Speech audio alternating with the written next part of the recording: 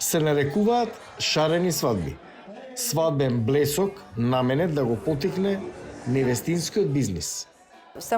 Многу од мејнстрим заедницата за венчавки не знаат многу за овие бизнеси.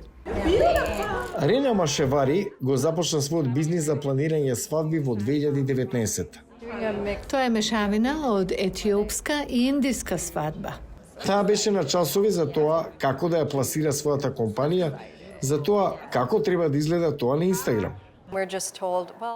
Ни беше кажано, треба да им се допаднат овие фотографии каде доминира бело.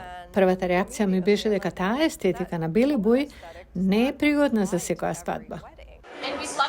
Причината за тоа е што различни организатори на свадби се бореле да се пробијат во мејнстрим бизнисот, закотвен од главните свадбени места.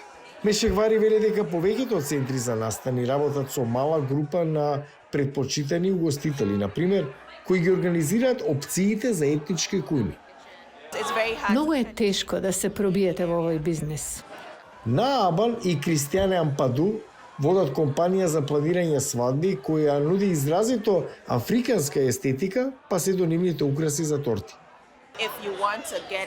Ако сакате да објавите ваша работа во публикацијата, например како што е списанието за невести, многу е тешко.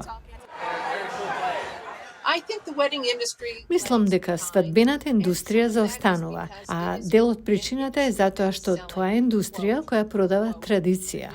Професорката Кетлин Джелисон од Универзитетот во Охајо вели дека традицијата започнала во повисоките класи во викторијанска Англија, но таа навистина започнала во Америка по Втората светска војна.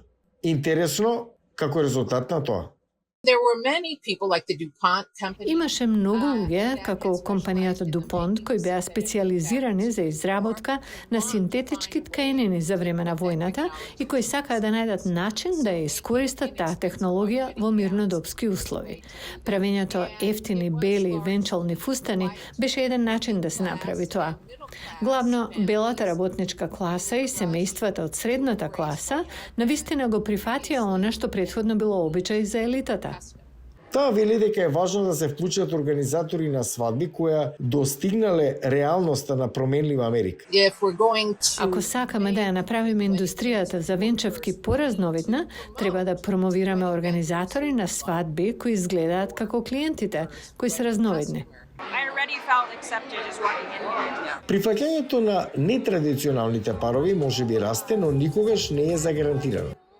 Саба Асефа и Даниела Гонзалес беа нервозни додека ја планираа својата венчавка. Понекогаш сум загрижена за тоа што се прашувам дали знаат како ќе мислат за нас кога ќе дознаат дека сме истополова брачна двојка. Додека влегував, всушност очекував некој да праша каде е младоженецот. Такви прашања имавме многу. Просечната цена за организирање американска свадба сега се приближува до $30,000.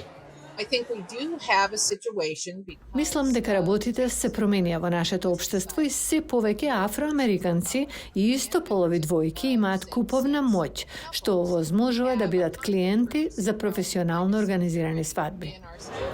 Свадбите се бизнис од повеќе од $50 милиарди. Се очекува да биде забележан пораст за организирање свадби по завршувањето на пандемијата.